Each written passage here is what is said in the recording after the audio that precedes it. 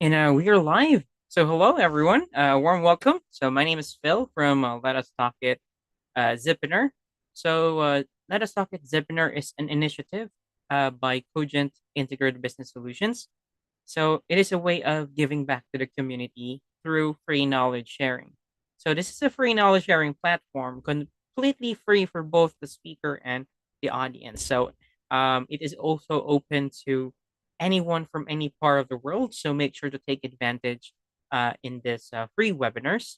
And we invite guest speakers who are seasoned professionals who are very willing to share their knowledge and best practices. And mostly is their rich experience from their own journey as well into their corporate and creative world. We are excited to hear from our two guest speakers today from their chosen topics of what they wanted to share and get value from those topics that they have decided to share with us today.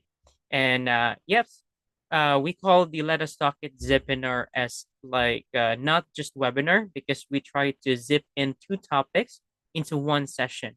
So it's just to make sure that we lessen the time consumed, but maximizes the information given or shared through the platform.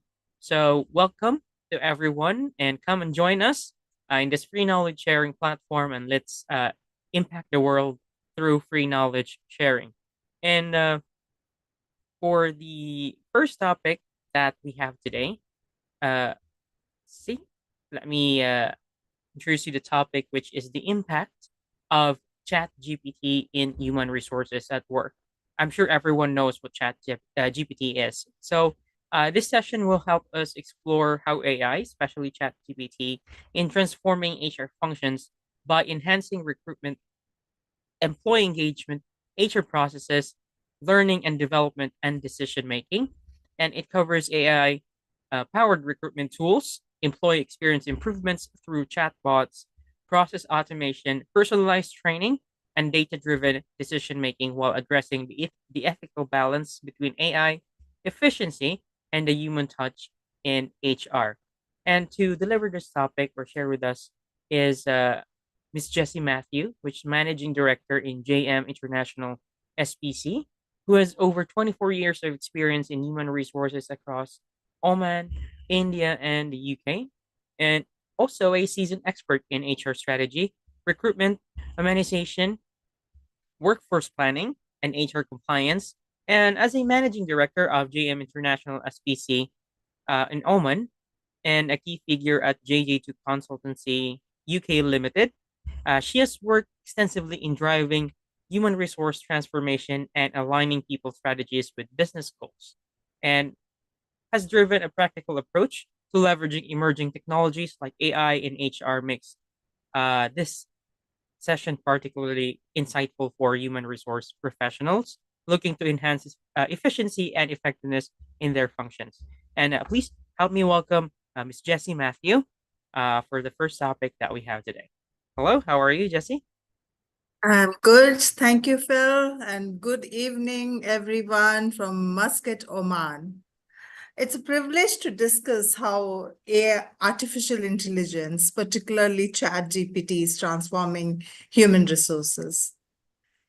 Now, AI is no longer confined to IT departments. It's now reshaping recruitment, employee engagement, and talent management. According to SHRM's 2023 and 2024 State of Workplace report, businesses are navigating the intersection of talent challenges and an AI-powered future. Many organizations now leverage AI to make HR more efficient, data-driven, and employee-focused. As a AI pioneer Andrew Ng once said, artificial intelligence is the new electricity. Just as the electricity revolutionized industries, AI is redefining how HR operates.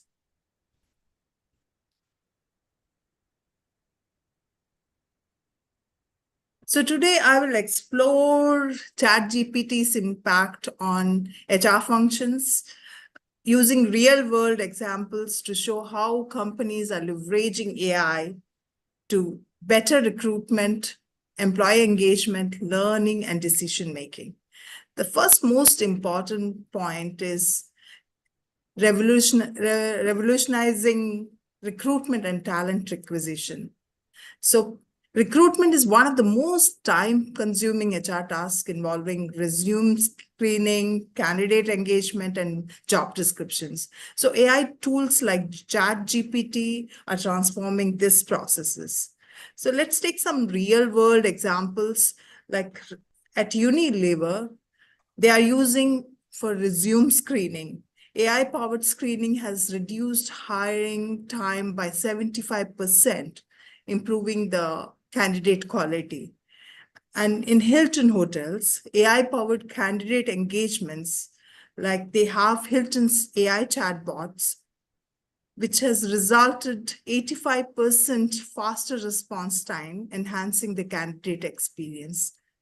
So we will find a lot of real-world examples that at Amazon, they have optimized the job descriptions, where AI is helping to refine job descriptions to attract the top talent. As Elon Musk has aptly said, AI will be the best or worst thing ever for humanity. So in HR, it's proving to be the force for efficiency and inclusivity. The second most important point HR personnel is to enhancing employee experience and engagement. HR is not just about hiring, it's also about keeping employees engaged and satisfied.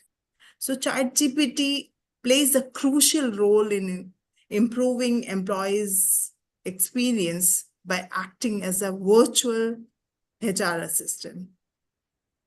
We can see at Vodafone, they have 24/7 HR help desk, where a AI chatbot, Toby, handles 90% of their HR queries, reducing the workload. Then sentiment analysis, which is taking place in Microsoft, so where AI analyzes employee feedback to detect workplace concerns at early stage and take interventions. So we can find a personalized communication at IBM too. AI customizes training recommendations and increasing participation. As Richard Branson once said, take care of your employees and they will take care of your business. So AI helps HR professionals to do exactly that. The third most important is streamlining HR processes and documentation.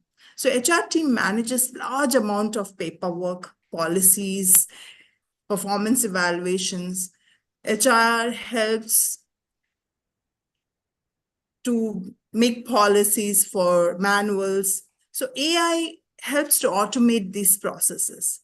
So some real world examples are like policy creation, Accenture did. So AI drafting reduced manual work by 40%. And then we have noticed performance review automation is done at Google, where AI summarizes manager feedback for fair and data-driven evaluations. Then at Deloitte, the AI bots are used as compliance assistants, where AI tracks the labor law, updates it, and ensures the compliances. So as Bill Gates said, we always overestimate the change that will occur in next 2 years and underestimate the change that will occur in the next 10. So AI-driven HR automation is just a beginning. It's just, we are just worried about the initial information. It's just a tip of ice. So the fourth most important is supporting learning and development. AI is revolutionizing corporate training, making learning more personalized and effective. We can see at PwC, they are using for skill development. AI-driven learning platforms have increased upskilling participation by 32%. And then real-time coaching at Walmart, where AI-based coaching has reduced the training costs by 25%.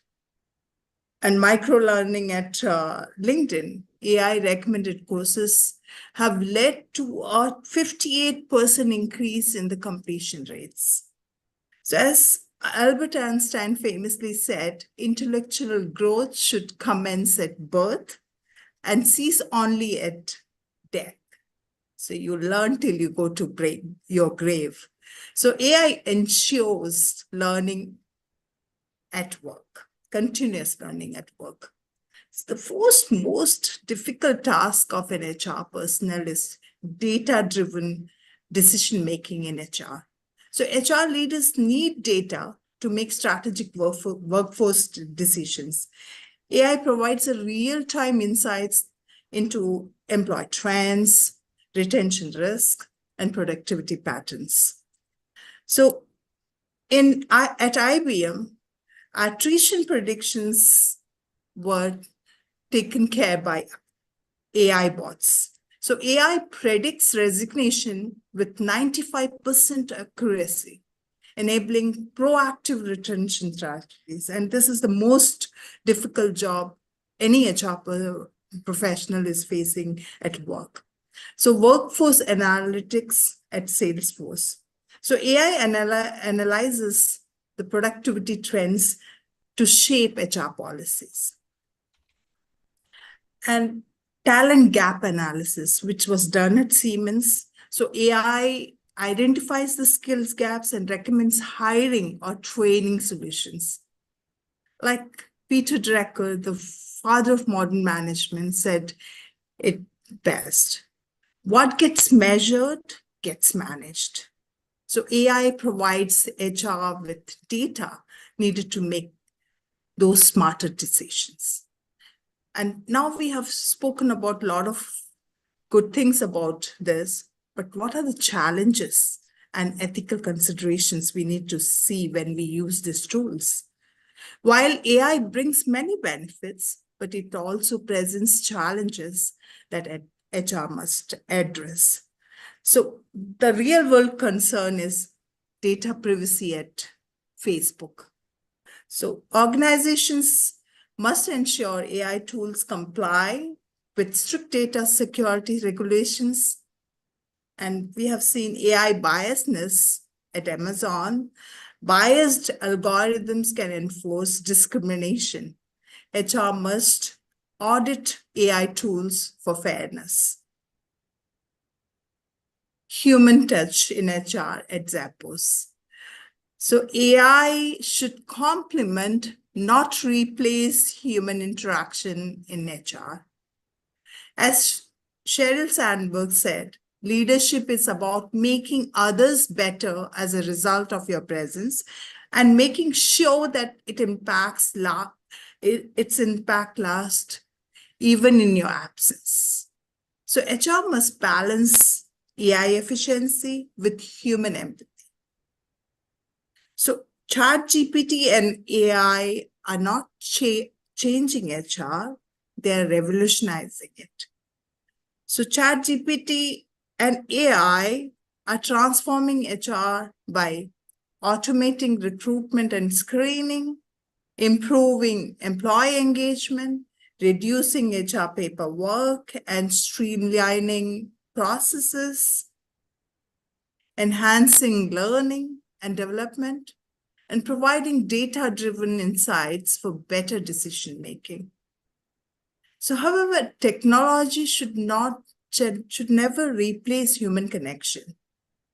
The most successful HR strategies will be those that balance AI's efficiency with human empathy, ensuring workplaces remain ethical, inclusive, and people-centric.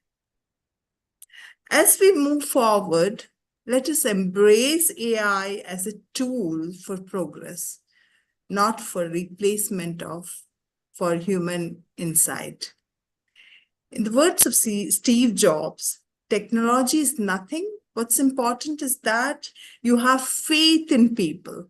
So HR's future is AI powered, but it will always be human led. So we are not going to be replaced with ChatGPT or AI. We will be leading them in an effective way. So this is a short topic. Thank you very much, Phil, for inviting me. The floor is open if they have any Q&A session. All right. Thank you so much, Jess. Very concise and effective topic that you have shared. Definitely because of the emerging uh, technology right now. So many are anxious about the work related. I mean, AI might take over their jobs and so on. But yeah, it's just about utilization and taking advantage of yeah, what additional tools there are. So we had someone who raised hand earlier. So if you have any questions or additional inputs, you can unmute or put it in chat.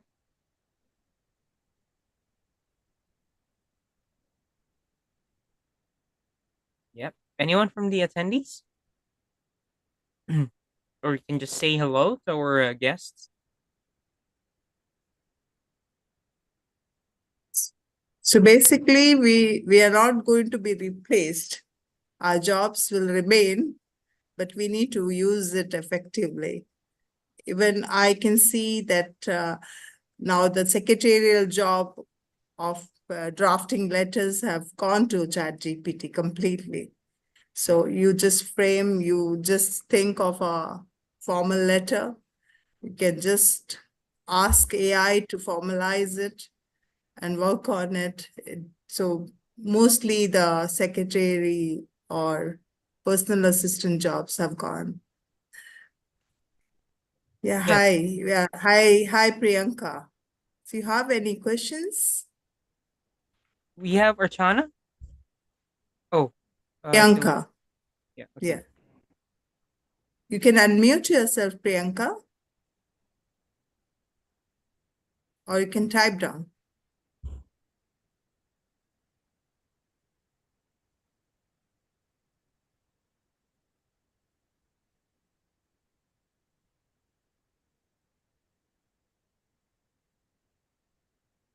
Yep. Anyone? How about you, Chitana? Do you have any additional inputs or questions? Chitana would be the second speaker, though. So yeah. Yeah,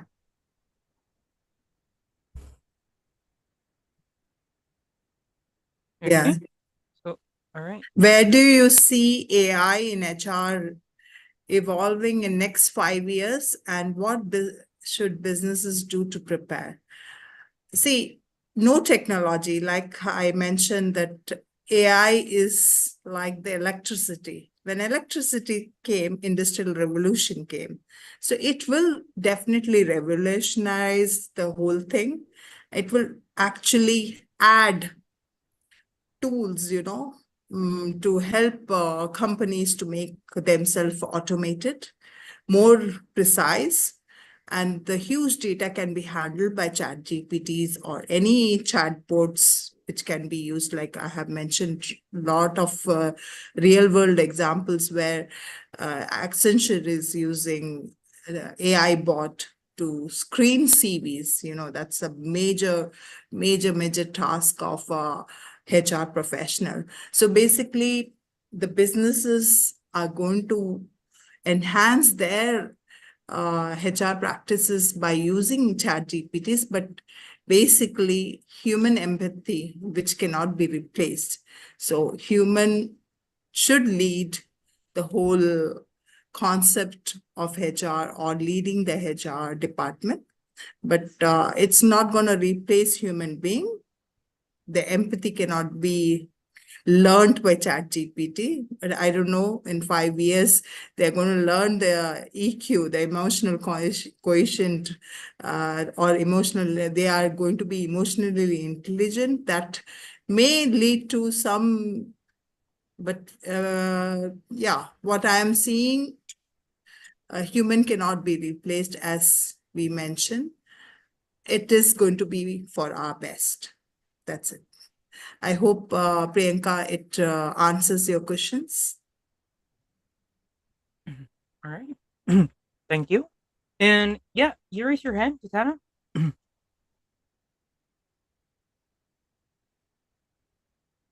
We need to adapt.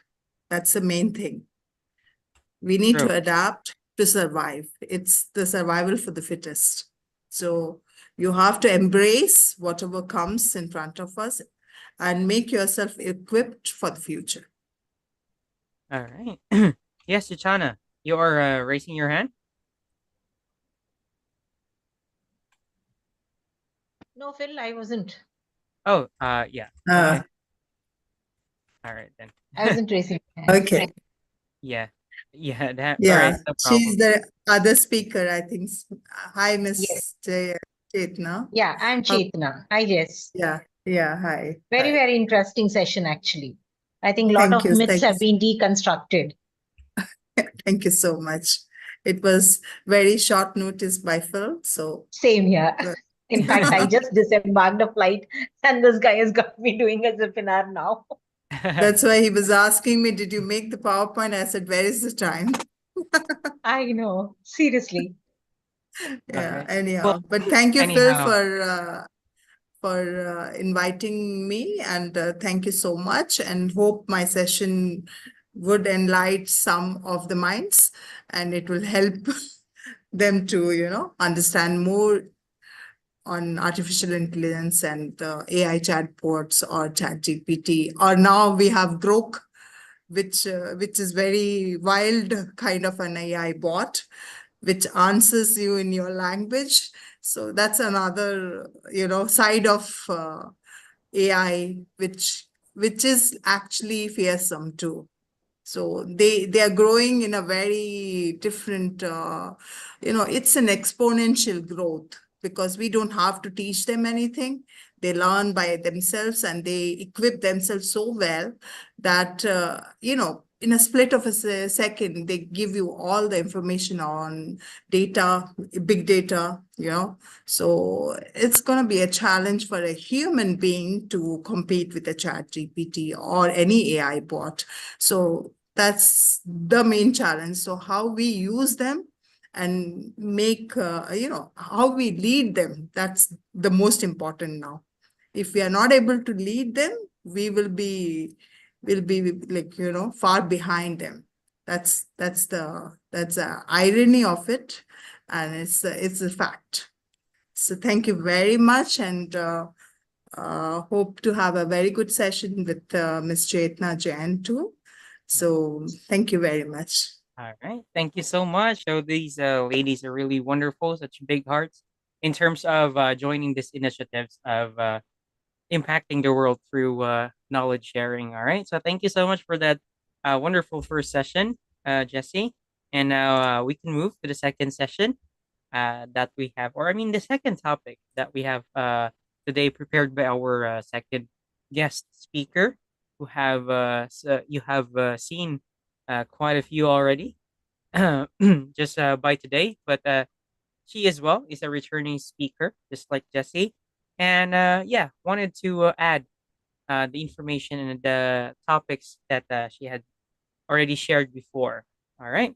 So for the second topic, we have crafting win-win deals.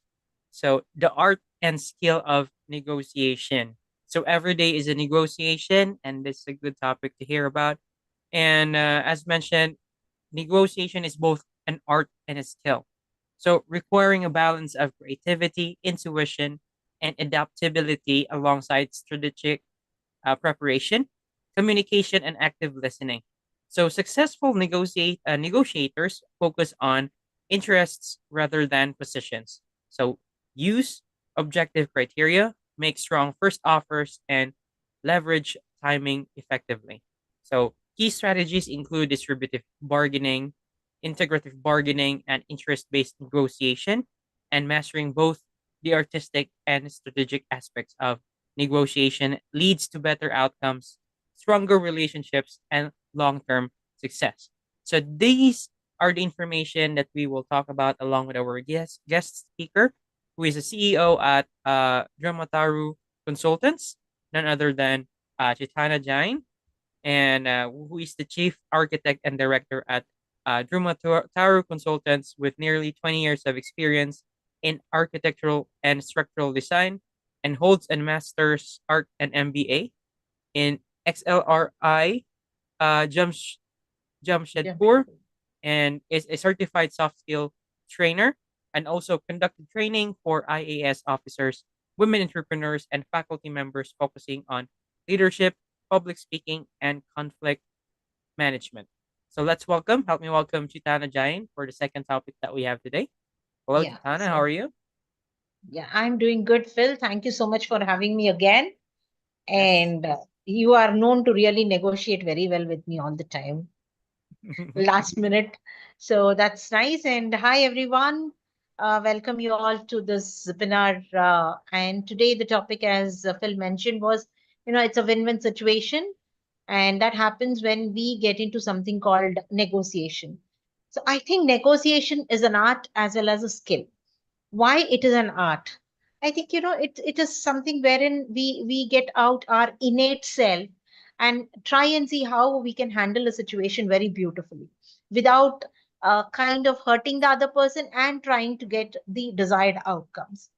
Now negotiation keeps happening every day, I think every minute, especially for women. If you see, the moment you get up till the moment you sleep, yeah, sorry. So from the moment you get up to the moment you sleep, I think you would have negotiated so many things.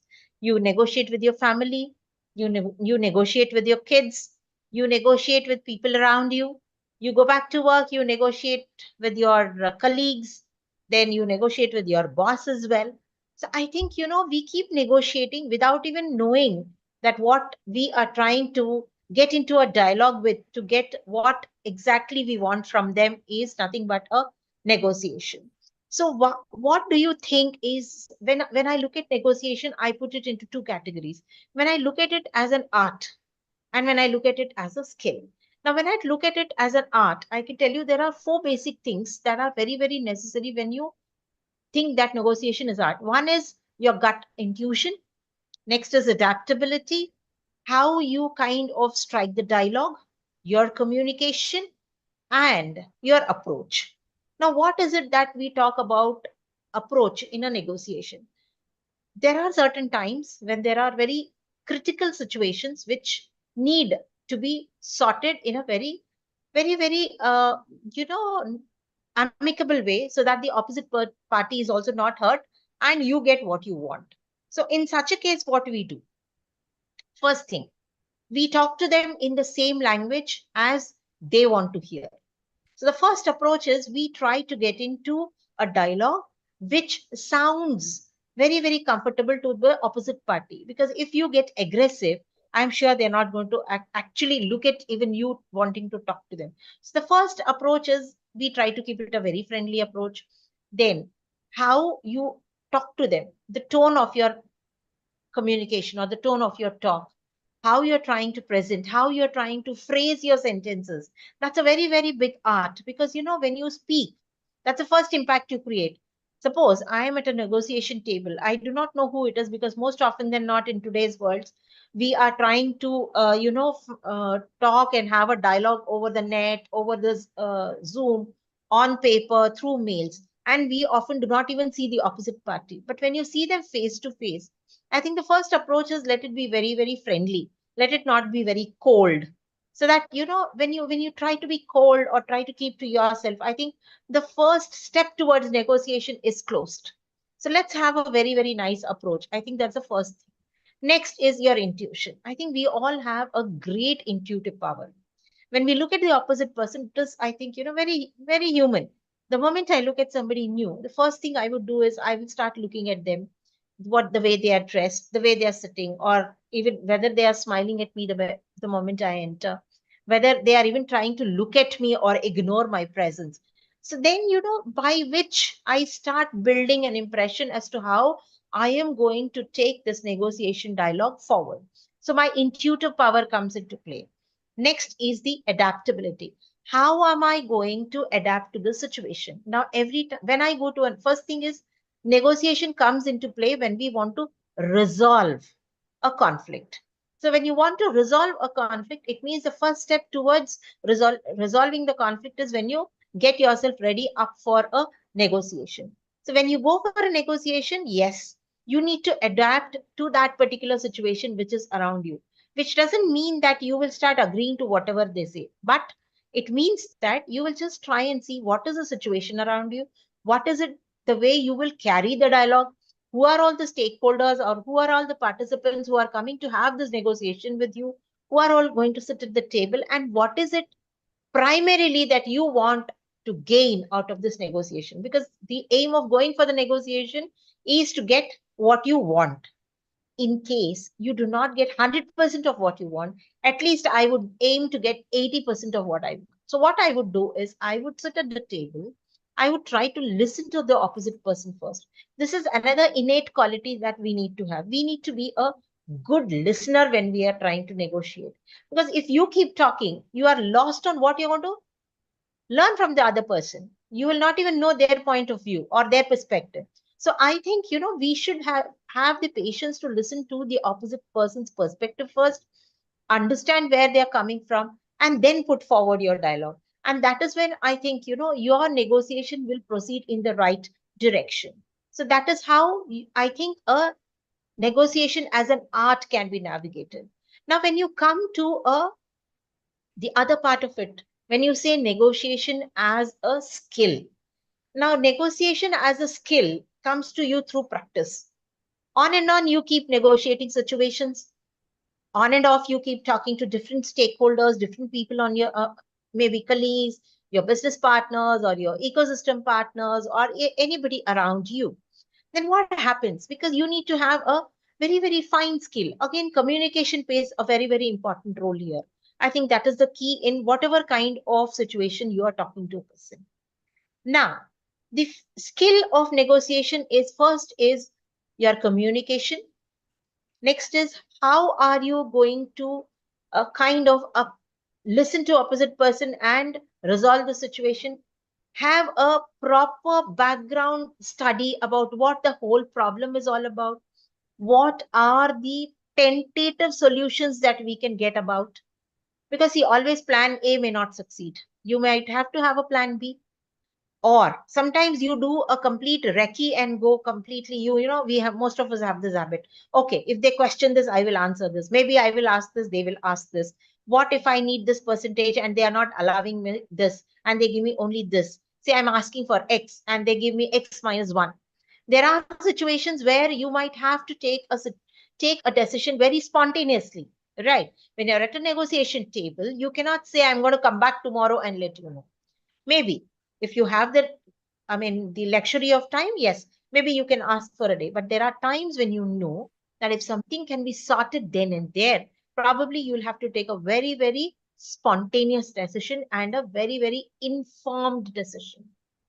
This is very, very important. What I mean by informed decision here is there maybe, you can take a 5 minutes off, discuss with your teammates or your colleagues and come back as to what they would think about this.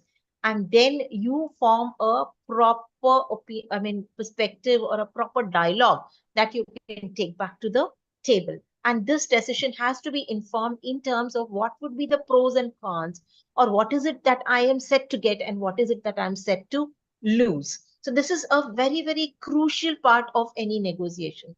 Because when we are going to a negotiation table, this is for sure that you may or may not get a desired outcome that you are trying to achieve. But you might get a via media solution, which might be a win-win situation for both the parties. So I think there the art of taking an informed decision, a spontaneous decision is very, very important. The third point that comes into play here when you start negotiating something, you cannot be adamant. You'll have to be flexible at times, in the sense that, okay, I think, this is very, very common in Indian households. If you look at the Indian women, when we are buying something, we always bargain. He says 10, you say 8. Then you say, okay, not your 10 and not my 8. We settle at 9. So this, we may laugh it off as a small bargain that a housewife does or a woman does, but look at the fine art of negotiating it. We might call it bargaining, but one way it is a negotiation. What are we trying to do? We are trying to find a via media which looks profitable to both the parties. They are not set to lose much, but they are set to gain a little on either sides. So I think flexibility plays a very, very important role. And this is a very important skill, because most often than not, I have seen at negotiation tables that people become very adamant. They say, no, I am not going to let go. And I am sitting on this figure. But then, yes, how long can we sit on the figure? That is another question. So looking at the time, looking at a criticality, or looking at in the interest of the time, in the interest of the time of the people, in the interest of the economics, what is the most intelligent thing to do? To get onto the negotiation and get the desired result, or get a deal which is a win-win, or totally call off the negotiation. It's not necessary that every time you go to negotiate, you have to strike a deal. You may call off a negotiation if you're not happy with it, but then it's a failure. So rather, we would say that use all your capabilities, use all your skill, use all your might, and see that you come victorious out of a negotiation deal. And there are few strategies when we go for a negotiation. One is a distributive kind of a negotiation, right? One is a collective negotiation, and one is something which is very intrinsic, very individual. So it will be something like you want to get a result for yourself, and that will be the third part of the story. So first, when I say distributive negotiation, why distributive negotiation? When you talk of a distributive negotiation, it means you are trying to negotiate something wherein you can get what you want, and also the opposite person is still happy. When you come to collective negotiation, it is like you are trying to come to a negotiation which is like amicably okay, settled in between all the parties out there, and everybody is happy. And the third one is very, very individual kind of a negotiation where you are sitting on something and you're not letting it go until you get what you want. So these are the three different strategies you're going to employ. Now, each of them can hold good in different kinds of situations. No one particular strategy can be employed for a situation based on what is the kind of the problem, who are all the people who are participating in this negotiation. It becomes very, very imperative that you choose your strategy of negotiation. A small example that I'll give you.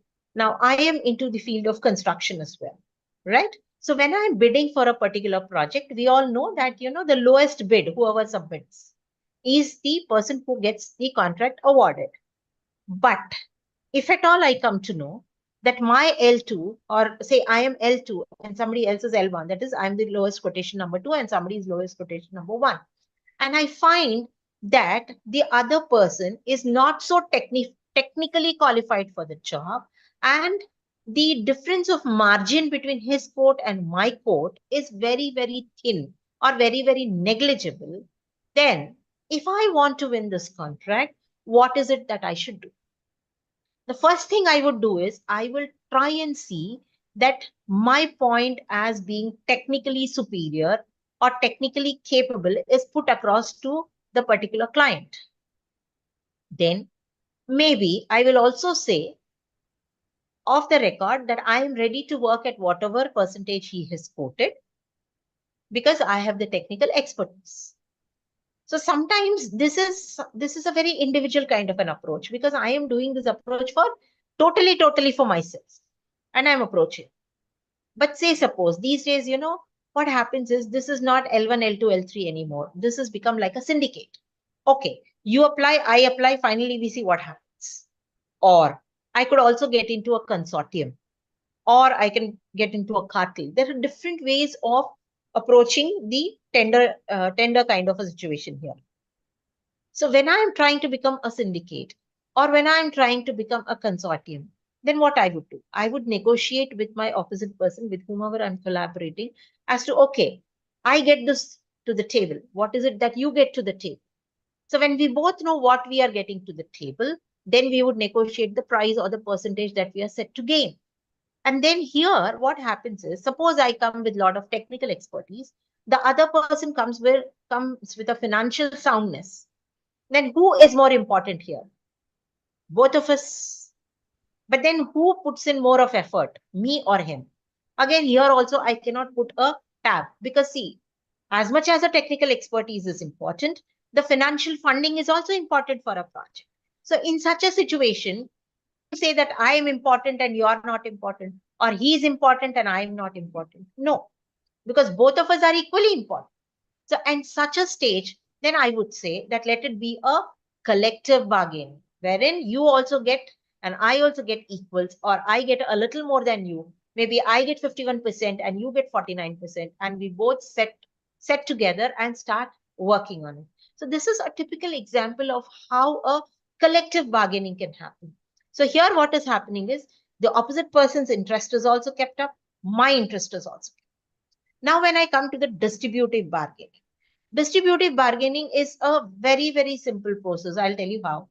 Say, suppose you have four of your colleagues, and you know that today you are supposed to go out somewhere. You want to leave the office early. What are you going to do? You need somebody to help you out with a certain task, which is to be completed, and you have four people who can still help you. But you never know out of this four who will actually step forward and help you. So in such a case, what do? You start talking to all four of them. And finally, when you start striking the conversation, you know who will really, you may ask somebody, okay, can you do this for me? Somebody you would say, okay, just do this for me. Yeah, I have to go out for today. Somebody you would say, see, I have this time. See, I had helped you sometime earlier. Can I call for that help now?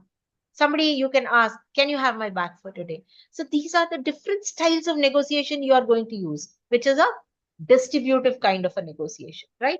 You're going to talk to them in each of the situation is just one. You need help from somebody, you want to leave early, that's the situation. But see the different approaches that you have employed, so that you can at least ensure that one of them will come and do the task for you, not all four of them, because these days it so happens that you immediately ask a person, he might be busy or she might be busy, they may not agree. So what you do, you try to employ this distributive kind of a pattern, and then you get whatever result you want, somebody or the other would agree. So this is just a very hypothetical situation I'm giving you. There are many such situations which keep coming up every day. Now, especially for women, when I see, you negotiate with yourself every day. Every single day we are negotiating with ourselves. Okay, so today I have these tasks to do. Then suppose I have to visit the doctor, I have to finish a case study, I have to submit a project, and then I also have to visit somebody at the hospital, right? All these tasks are here. Then what do? You prioritize them. Or rather, you think, okay, I'm needed here first, so let me go there. Let me do this next. Let me do this next. And in this whole deal of negotiating with yourself, what do? You put yourself at the end. You do not even think that you going to a hospital or you going somewhere was more important for you. Rather, what did you do? You negotiated with your own self, and you did all other tasks other than the task that was important. So this is also a negotiation. Your negotiation with your inner self. It's an inner dialogue that keeps happening. Okay, okay, I will do it tomorrow. It's okay. I will try and manage something. So this is also a constant way of negotiating. Negotiating with self, negotiating with the opposites, negotiating with equals, negotiating with partners, negotiating with peers, negotiating with family. So negotiation goes on at every single step. So that's why I say the moment you get up, the alphabet that starts your day with is negotiation. And then what you do? In the garb of negotiation, you say, okay, where you could have asked, where you could have stepped up and said, no, I cannot do this now, I will do this later. Because you do not have the art of saying no, what you do is you just get into the whirlpool and you start negotiating and doing things which you know that you need not have to do, but you still do it. So one more key aspect of negotiation is learn how to say no at times. You need to put your foot down. You cannot say that, okay, because I'm at the negotiating table, I will take everything. I will listen to all that you're saying. No, you have every right to put your foot down and say, no, these are my terms and I get this at my terms. In case my terms are not met, I am free to leave. So this is also one situation that can come up during a negotiation. Because every time, every negotiation need not be successful. It can sometimes be disruptive. It can sometimes be very close-ended, and it can be open-ended. But the best thing to do in any negotiation is, in case you are unable to close it, say in the round number 1 or meeting number 1, please leave it open-ended. Do not close the doors for another dialogue to come up. So when you keep it open-ended, there is every possibility that you can have one more dialogue or one more negotiation meeting, and you can successfully get the desired results and the outcomes that you are looking for. So I think that is how the negotiation is also a skill, and it's also a fine art. I'll tell you a very practical situation that I went through just about 2 days ago. So we were doing a training session for a few people, and this session required that we had people had a minimum educational background. So we had circulated this message over the groups that we knew. So one person, what he did, he said, ma'am, I can get all these people for you. And then he did get people. And when I went to the room to check whether really the batch had all the requirements that I wanted, then when I started looking at the requirement sheet and that they had filled up, I realized that 50% of the batch had uneducated people, in the sense that they were doing something of their own, but they did not have minimum education. So in this situation, what do you think I should do? Should I ask them or tell them that because you're uneducated, you please leave this training session? Can't do this. Very inhumane on my side. At the same time, because there is a stipulated norm that I need a minimum education of 10 standard, can I forego that? I cannot, because it is a statutory compliance. So then what I did is, I just took about 5 minutes and I just started generally talking to them, trying to understand what they were doing and how they were performing and what kind of work they do. So 5 to 6 minutes when we started interacting, everybody became very comfortable.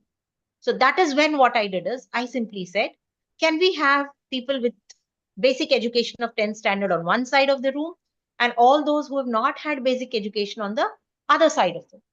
So slowly we divided them into two different batches. And then I explained to them that, look, this is the statutory compliance I have. So what is it okay if you have any educated daughter, son, or a brother or a neighbor whom you can send for this training in your place, and you could just go back home and we will share all the schemes that we know that can help you. So initially there was a murmur, but then I also assured them, I said, see, not having education is not a sin, because of course you might have had your own background or your family pressure or whatever had been your circumstances. It's okay if you have not been educated or you have not made an attempt to study. But then why not you make your younger generation study? Why not you make somebody else in the family do this? Maybe, their attending this session or attending this training will help you at a later date. So then also, we had some unsatisfied faces. We said, okay, we will leave you for 15 minutes. You all please discuss and come back to us. And in case you disagree, then we will find a solution. So what here I did was, I put across my point to them. I also made them realize that I am not in a situation to honor their presence because I have a statutory compliance. But at the same time, I showed them that I cared for them because I said, I have empathy for you. I care for you being here, and I care that you send somebody who's more educated. And I just left it open ended and walked out of the room for 15 minutes for them to mull over it. So after 15 minutes, when I walked into the room, I had quite, and then, I saw some smiles on the face. So somewhere, my intuition was in play that yes, I think it's worked. And slowly, when we started asking, they said, we have some doubts. Can we ask? So they kept expressing some doubts that, in case they come, what will be it? What does the certificate entail? What is it? So finally, it took me almost 2 hours to make them understand that while I value their presence, I cannot offer this training to them, but I am extending this to their immediate family or friends or whatever. And what we did is we immediately discontinued the batch. Whoever was eligible, we said, please come back from from the 3rd of April. We will start for you. And those of you who are sending your family members, please communicate with us, send in their names and details. You will not believe me, when I went into the room, I was not sure whether I will strike this deal or not. I was not really sure if the outcome would be the way I wanted. But it was, I think, God's grace, and maybe a little bit of my communication, a little bit of my display of empathy, and, a various way of communicating with them in their own language and trying to get to their level and start talking to them, that they were able to come on the same page as me, and they all agreed. And tomorrow we're going to successfully start the batch of training. So this is also one way of negotiation. You can never go with a set plan for negotiation.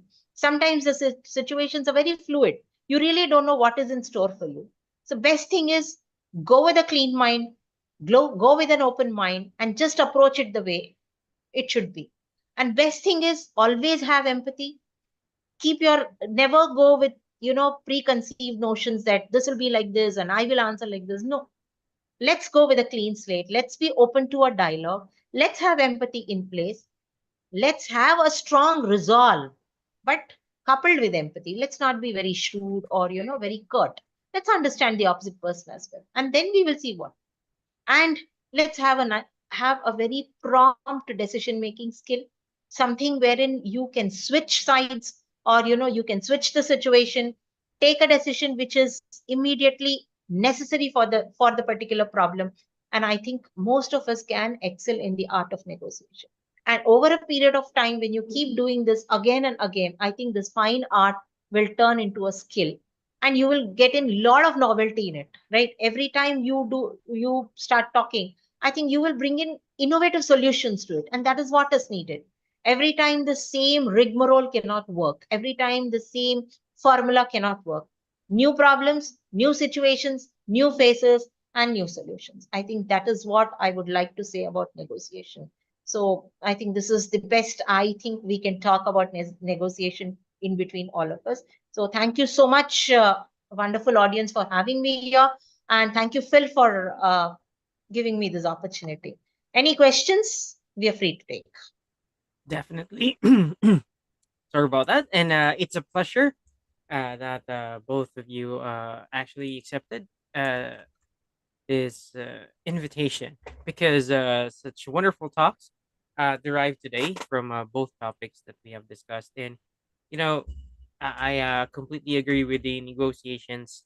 It happens like every minute, the moment you're interacting with one another, even in your private speech, just by yourself, you're negotiating. So, like whether I have to get up or no. Yes.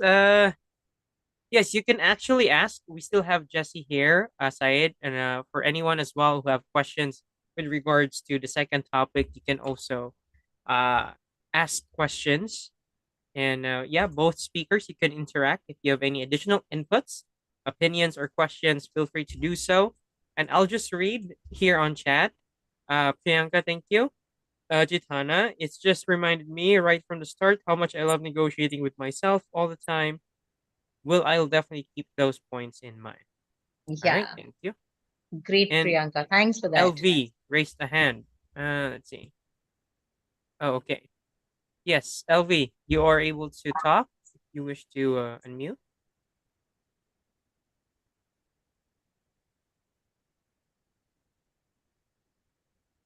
LV, you raise your hand? I think he's muted. Yeah, So he's can you muted, I unmute guess. yourself?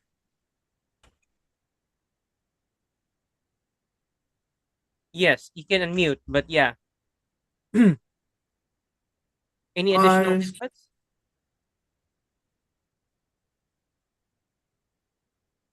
Oh, thanks, Priyanka. Thank you so much for that.